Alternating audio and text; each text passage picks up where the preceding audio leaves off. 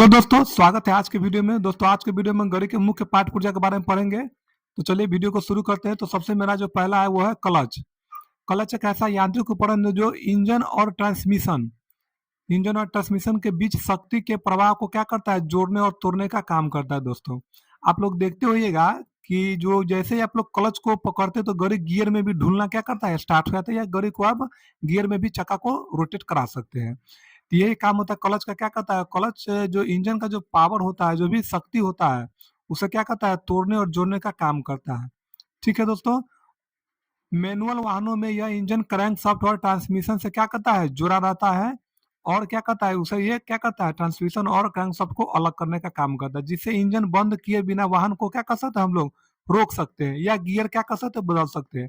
और मेनली हमारा जो काम होता है क्लच का, वो क्या होता है, गियर बदलने का हम लोग काम करते हैं। जब गाड़ी मेरा स्टार्ट होता है तो गियर बदलने के लिए क्लच का काम करते हैं। जैसे ही क्लच हम प्रेस करेंगे हम लोग, तो क्या करेगा, संपर्क, गाड़ी का संपर्क टूटता है, उस बीच हम गियर को फिर चेंज करते हैं। इसके बाद फिर मेरा गाड़ी क्या करता है, रेस मोड में चला जाता है। यह इंजन से पहियों तक शक्ति के संचालन को नियंत्रित करता है, जिससे ड्राइवर को गति और गियर नियंत्रण क्या करता है, मिलता है। क्लच का मुख्य कार्य क्या है दोस्तों, सो समझ लीजिए।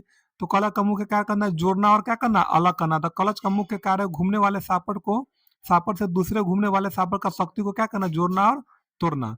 गियर के बदलने के लिए हम लोग प्रयोग करते हैं। वाहन को रोकने के लिए भी क्लच का हम लोग क्या करते हैं, प्रयोग करते हैं।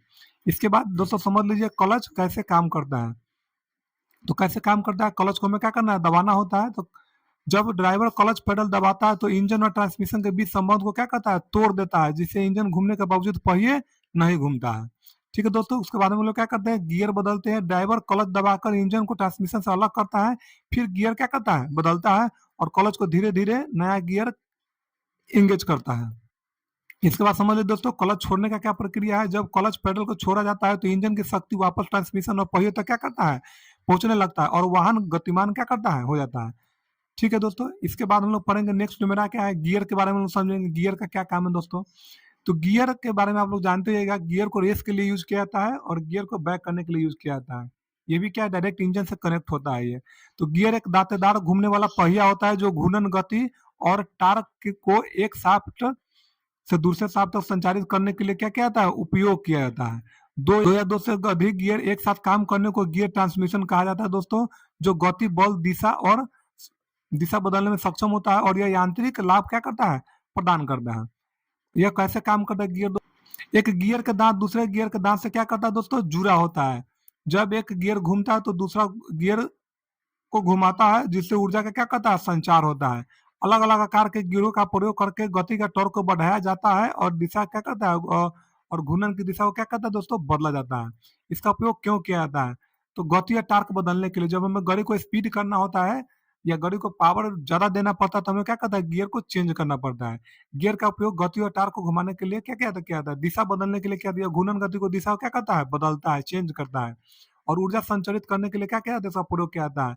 यह एक मशीन के एक हिस्से से दूसरे हिस्से में शक्ति या टार्क को क्या करता है, स्थानांतरण करता है। इसका मुख्य भाग कौन सा था दोस्तों, तो एक इसका मुख्य भाग होता है टीथ, जिसे बोला जाता है। गियर के चारों ओर समान दूरी पर बने हुए दांत होते हैं, जो गियर के दांतों से क्या करता है, एक दूसरे से जोड़ के रखता है। इसके बाद दोस्तों धुरी होता है जिसे हम लोग सापट बोलते हैं। गियर जिस अक्ष पर घूमता है उसे धुरी कहा जाता है। ठीक है दोस्तों, गियर का उपयोग क्या होता है, तो पहला गियर क्या होता है दोस्तों, तो कार को शुरू करने के लिए या कम गति से चलाने के लिए पहले गियर को क्या कहता है, फर्स्ट गियर का यूज होता है। जैसे बाइक में भी आप लोग देखिए, पहले गियर में आप लोग गाड़ी नहीं चलाते, तो बस स्टार्टिंग हम लोग करते हैं आगे बढ़ाने के लिए। ठीक है, क्योंकि उसमें आरपीएम बहुत कम होता है, ज्यादा स्पीड कीजिएगा तो इंजन से आवाज आएगा। और दूसरा गियर क्या होता है दोस्तों, जो तेजी लाने के लिए होता है। तीसरा गियर का काम होता है 30 से 40 किलोमीटर प्रति घंटा के लिए।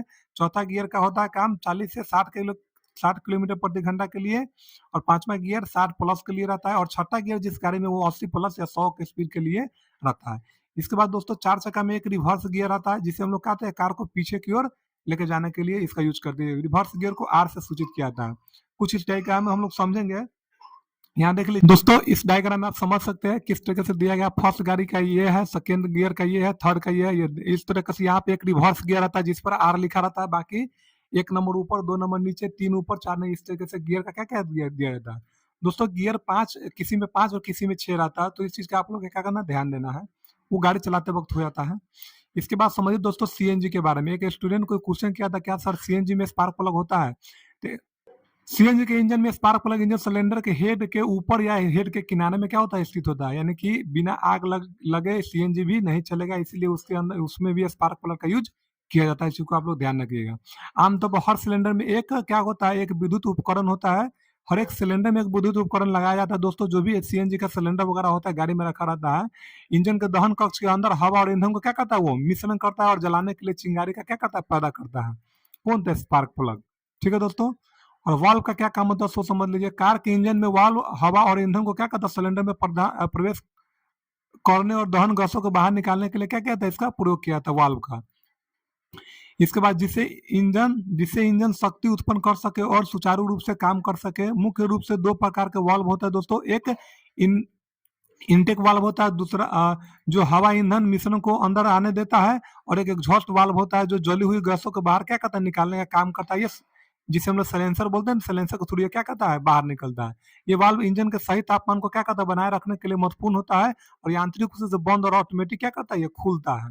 वाल्वों के प्रकार समझ ले दोस्तों, तो क्या होता है, एक होता है इनटेक वाल्व होता है। ये वाल्व हवा और ईंधन के मिश्रण को इंजन में क्या करता है, कंबंसन चेंबर में प्रवेश करने की अनुमति क्या करता है, देता है।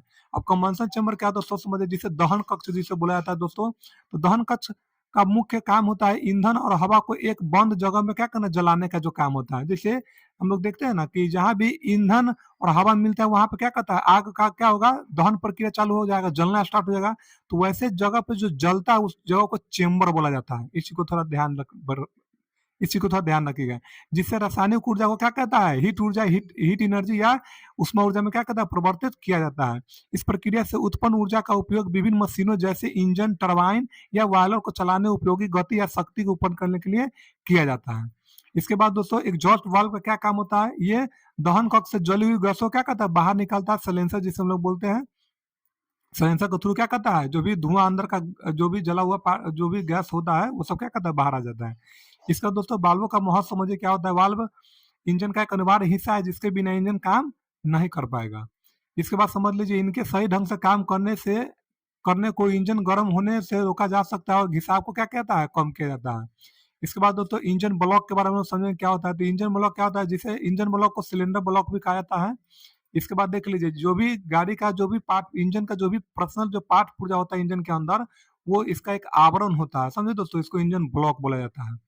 पर ये क्या होता है, सो यह एक मजबूत ढांचा होता है जो इंजन के मुख्य घटकों जैसे सिलेंडर, पिस्टन और क्रैंक शाफ्ट को सहारा क्या करता है, देता है, और उन्हें व्यवस्थित क्या करता है, रखता है, एक रेंज के हिसाब से रखता है उसको। यह इंजन के लिए एक मजबूत नींव के रूप में क्या करता है, कार्य करता है, जो शक्ति उत्पादन के लिए आवश्यक सभी घटकों के साथ जुड़े रखता है। इंजन ब्लॉक के मुख्य कार्य क्या, दो तो सोच समझ लीजिए। तो सिलेंडर को क्या करना है, घेरता है। इंजन के घटकों को क्या करता है, सहारा देता है।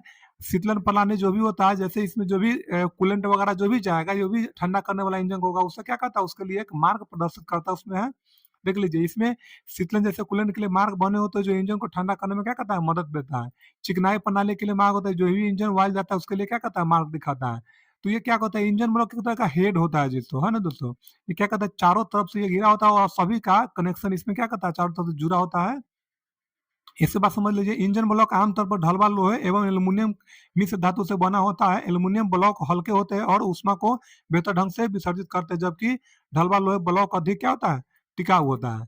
इंजन ब्लॉक इंजन का आधार होता है, जो उसके सभी महत्वपूर्ण घटकों को रखता है और उनके सही ढंग से काम करने के लिए क्या करता है, मजबूत और सुरक्षित ढांचा क्या करता है, प्रदान करता है। इसके बाद दोस्तों हम लोग नेक्स्ट समझेंगे पिस्टन के बारे में।